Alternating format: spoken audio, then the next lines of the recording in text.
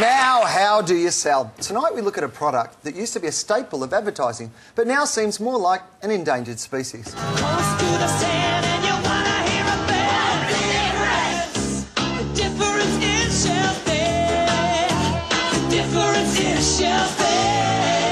A generation ago, petrol ads were all like this, bouncy, happy, bright, bringing us a better life thanks to good, clean fuel.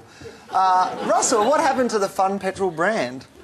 Well, 20 years ago, this category was considered low involvement, what we call low involvement. So what the marketers would do, what the advertisers would do, is they'd try and up the involvement by using emotional advertising. Now, this category is no longer low involvement. We would call it now high involvement. As a result, you're looking for rational messages in order to advertise. I think the other thing is environment entered the stage, and it immediately zapped out any, because if you're on the wrong side of the environmental issue, the last thing you want is singing and dancing, laughing on the television screen. Of course. That's why I'm saying it's gone from low involvement, where it was just petrols, so let's have some fun with their advertising, to now being a high involvement category. People are interested in energy, they're interested in the petrol companies. The difference is, though, when he said it, we understood what he meant.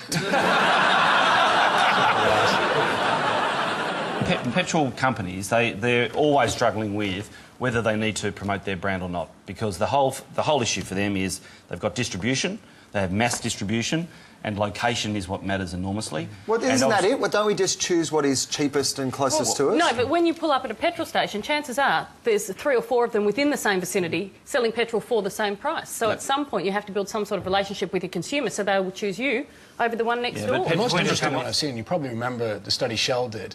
So they did it was very controversial at the time, they used hypnosis to test their markets. They wanted to find out people's experiences with petrol. And what they found out, which I thought was quite interesting, is that your first experience with the petrol companies as a child. So when you get in with your parents and you get to the petrol station, and what they started to do over a period of time is start to communicate more, have more fun things for kids at the station, because that's where it all really starts. Yeah, remember BP had all their Smurfs, that was a huge part of it. BP also does ranges of books that you can buy for little children. I did not know that was the reason. Well, let's have a look at petrol ads today, because when you look at them, virtually none of them mention the actual product. Here's a rare one that does.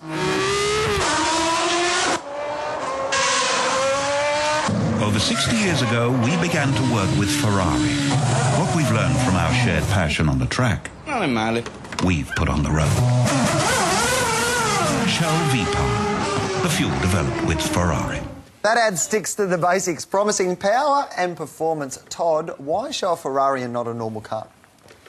2 reasons. First is they sponsor Ferrari. Second reason is it's actually illegal to sell cars through speed, but it's legal to sell petrol showing speed. So they couldn't actually put a real car in, but they put a race car in, and they can get away with that. Todd, you can't use speed when you're selling cars. This isn't selling cars, this is selling fuel. That's correct. Yeah. So, but it's interesting because you're using a Ferrari, which is a car. Oh, sorry, Russell, point that out too. But there is a car driving around. What I loved about that was you both said the same thing and still managed to disagree. This ad is about this is the Grand Prix sponsorship ad. Yeah, so they're engaged with Grand Prix around the world, in every Grand Prix market around the world. And when the Grand Prix comes to town, they run this ad. After decades of talking about what comes out of the pump, Shell appears to be changing tack. A few weeks ago, it launched newspaper ads like this one, based around the company's research into renewable energy sources. It mentions hydrogen fuels and wind farms, but also talks of extracting fuels from wood chips, algae and straw.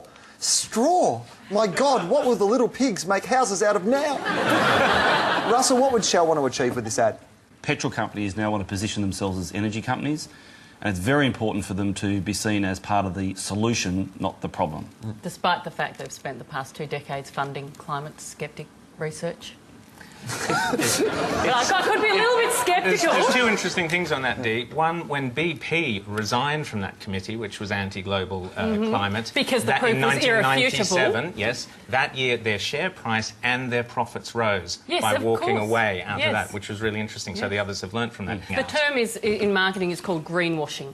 And generally, the amount of money you spend telling people you're green is usually inversely proportionate to the amount of money you spend being green, which is... But just on that, though, because far be it, I think petrol companies do need to take responsibility for helping the environment. But it is a unique commodity because it's inelastic, so price goes up and demand doesn't change. And you rarely see a petrol company that advertises and says, use more petrol, because they don't need to. So if you want to blame someone, maybe we should blame the state government for transport. But the issue... I cannot believe you just said that. You can't blame them for No, wait. Could I just jump in? So I'm not saying they shouldn't be held accountable and responsible for their actions. The reality with these companies is they have to be part of the solution. Yes. They're necessary for the solution. Yes. But unfortunately, the money they're spending investing in renewable energy doesn't come close to the money they're spending on bloody marketing. We need these companies to be hugely successful. We need them to be massively profitable, because over time they will invest more and more and more in other methods of obtaining energy. That's true, but what we don't need to do is see ads like that and just take them at face value and say, oh, they are doing good. What we need to do is push and say they need to do more. With all due respect, greenwashing is a bit old-fashioned. It's actually now green-proofing. That's what... No, seriously, that's what it's about. It's about these companies proving their green credentials. I'm all right with the concept of, and call it greenwashing, whatever, I'm all right with the concept of a whole bunch of petrol companies fighting over who's the greenest. Absolutely. And doing, and being accountable for it, because the internet is the ultimate truth serum. So it's fast and it's effective. You say you're going to do it and you don't do it, you're going to be tracked and it's going to be told to everyone. So I'm all right for these companies to fight it out over green. I want to walk through this, and so let's... No, and I genuinely do, but let's have a look at some of the major players in the market and what they've done in these areas. The latest player on our screens is Chevron, which launched its ad campaign late last year. Right now, Chevron is the largest producer of clean, renewable geothermal energy in the world, generating enough energy to power 7 million homes. Imagine that, an oil company as part of the solution. This is the power of human energy. Chevron. There are two ads in the series, both American, recut with an Australian voiceover.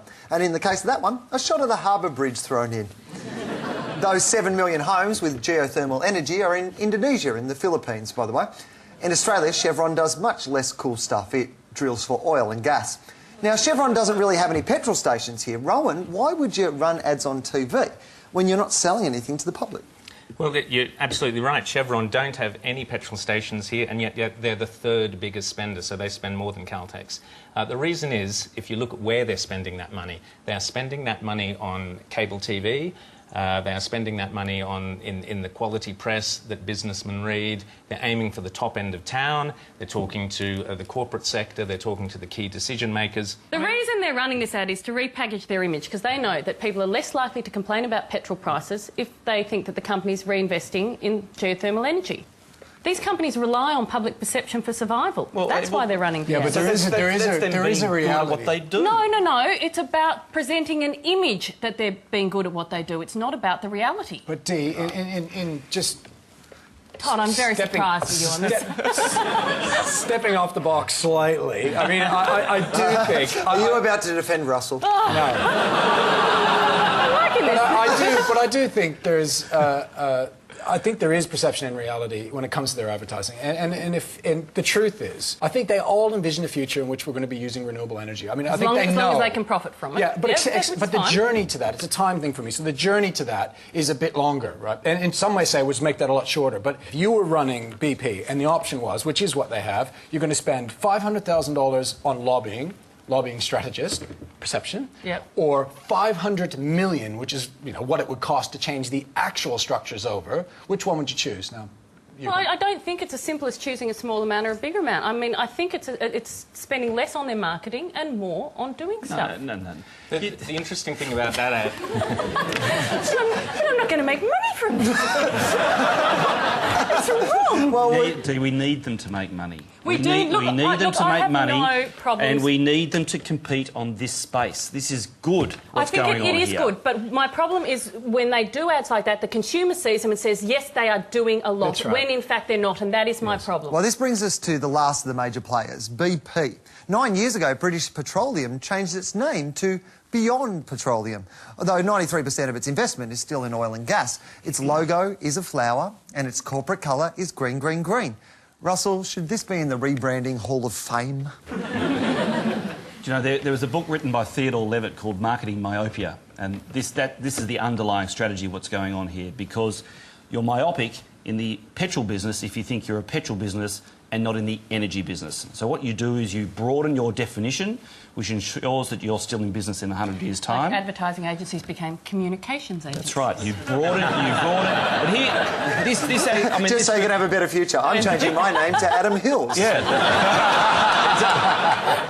It's about not being myopic about who and what you are, which obviously is sensible.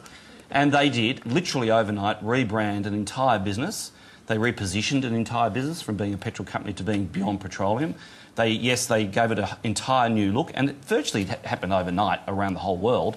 So, yeah, this is pretty textbook. It's amazing. They actually went to the extent of putting an aloe vera plant in every single BP outlet in the world. It was a big push, and I think it was definitely greenwashing, and is seen as the great example of greenwashing. But it's that's also still several years ago, and they are being forced constantly to live up to that. Absolutely, so that's the good. Interesting thing. That's great. They make the claim, but then they've got to be held accountable. Absolutely, they also have to make sure that they are. What happens when master steps? You're about to be struck. It's coming. I got to be honest with you, that's the first ever time we've been heckled by God.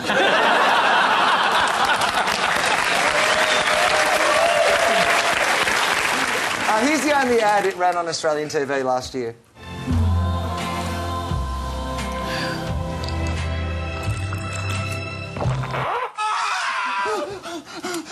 If you just can't face a bad coffee, pop into Wild Bean Cafe at BP Kennedy.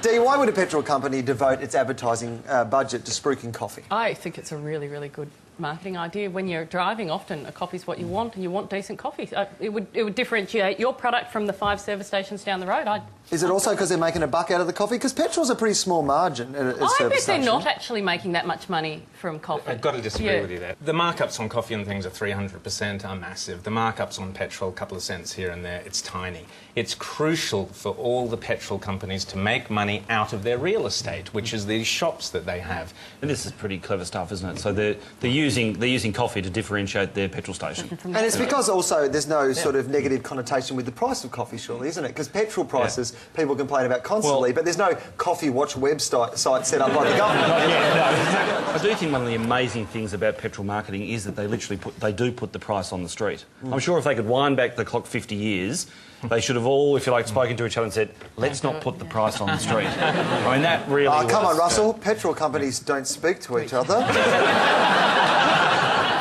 Last year, BP's CEO found the upside of global warming by pointing out that the Arctic is the next frontier of oil exploration.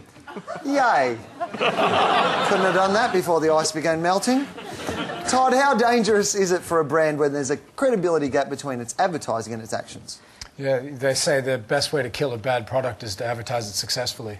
So if their actions are not true and they're communicating a lot, they will be held accountable because now, as we said earlier, the internet is the ultimate truth serum. Well, let's finish with an ad that's much less complicated in its approach. It's a 1961 classic from Caltex that narrows the brand appeal down to 2 very persuasive selling points. One thing about being a Caltex service station operator, the nicest things happen to you. I was giving the usual Caltex service to my customers the other day when who should drive up but Sabrina. I recognized her at once, and she recognized me too, and asked me were the Marfac TV demonstrations I do real. I straight away invited her into the office so she could actually watch one being done. My, this fry pan really is hot. And it turned right up. My goodness, it really is hot. About 180 degrees, I'd say. There, you see, the conventional grease has just about had it, and the Marfac is still in perfect condition. That's what you call a fair dinkum Caltex product, Savvy. What do you mean when you say that Caltex products are fair dinkum? Well, I don't think I have to explain fair dinkum to many of our viewers, but for your benefit, Savvy, fair dinkum products mean honest-to-goodness, super quality, stick-on-the-job Caltex products. Then it's Caltex for me. And if you can remember what that ad was actually for, you're doing a lot better than I am.